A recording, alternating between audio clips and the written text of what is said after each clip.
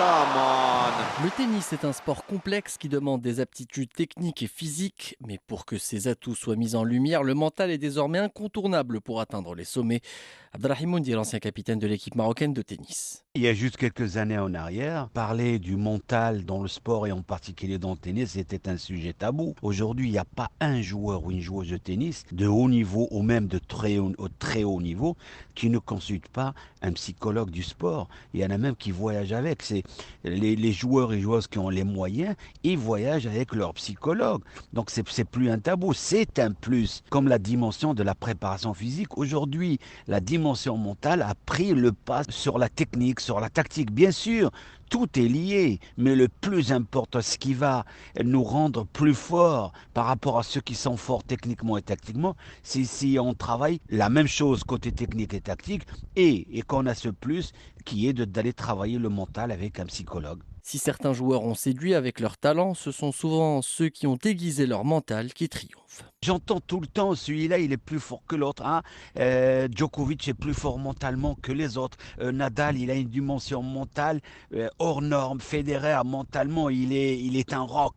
Oui, bien sûr, c'est important. Mais tous ces joueurs et ces joueuses, quand on parle de Serena Williams, quand on parle de Sabalenka, quand on parle de Jabeur, c'est tous des joueurs et joueuses qui ont pensé qu'à un moment ou à un autre, que le mental était un muscle et qu'il fallait le muscler aussi. Hein. Donc il y a des exercices spécifiques pour être plus fort. Eh bien écoutez, moi je peux vous donner des exemples. Je ne vais pas donner les noms des joueurs, mais je peux vous garantir, je peux vous promettre que je connais un joueur qui a gagné plusieurs tournois du Grand Chelem.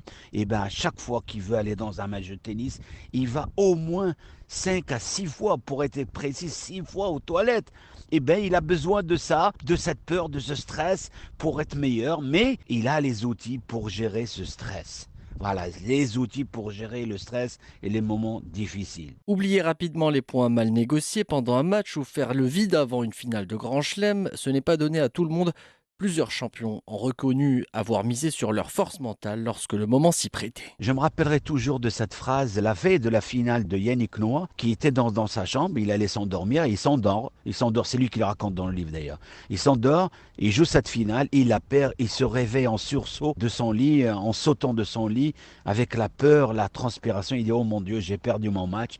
Et c'est là où il est allé voir son ami, son consultant, son préparateur mental et il discute avec lui. Il dit bah écoute, allez, on va mettre cette mauvaise information à la poubelle et on va attaquer le match. Et c'est là où il est arrivé dans le match. Plusieurs paramètres peuvent également entrer en jeu. C'est là où la concentration permet aux joueurs de garder la tête froide. Quand on arrive sur un terrain de tennis, il faut entendre, il faut sentir les choses, prendre des informations utiles, savoir de quel côté s'ouvre le vent, de quel côté il est le soleil, est-ce qu'il y a beaucoup de public ou pas, percevoir les petits détails, parce qu'un petit détail sur son adversaire peut changer un match. Si on rentre sur un terrain et on regarde le public, on regarde sa maman, son papa, eh ben on sort de la réalité, on n'est pas centré. Il faut rester centré sur soi et bien sûr se parler positivement. Il y a un joueur, il rentre sur le terrain, il dit ouais t'es nul, on l'entend souvent, mais t'es nul, t'as raté la plus facile. Non. Et là, quand tu t'envoies un message de nul, ton cerveau, il accepte, il dit je suis un nul.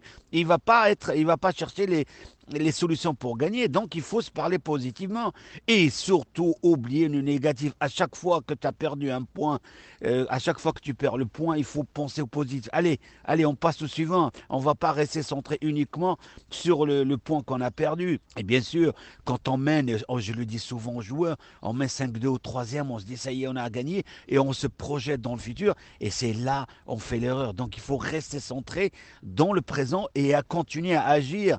Et bien sûr, quand ça va mal et que tu ne trouves pas de solution, il faut aller chercher dans le passé des matchs, des fils positifs qui t'ont permis. Par exemple, tu joues un match et à un moment, tu étais mené 5-0. Moi, il m'est arrivé un de mes premiers matchs, j'étais mené 6-0, 5-0 et je suis revenu et j'ai gagné le match. C'est quand même formidable. Donc, il faut rester, il faut trouver toujours des références dans le passé. Il faut avoir un fil. Il vaut mieux arriver avec un plan mauvais plutôt que d'arriver sur le terrain sans plan. Et après, on s'adapte. Alors peut-être il est meilleur sur le revers, je vais changer, je vais jouer au milieu, je vais jouer à droite. Et c'est là où on retrouve des automatismes qui vont rester et qui vont nous accompagner pendant toute une carrière. Une chose est sûre, la force mentale n'a pas de limite. La preuve avec les palmarès hors du commun de certains champions comme Novak Djokovic ou encore Rafael Nadal.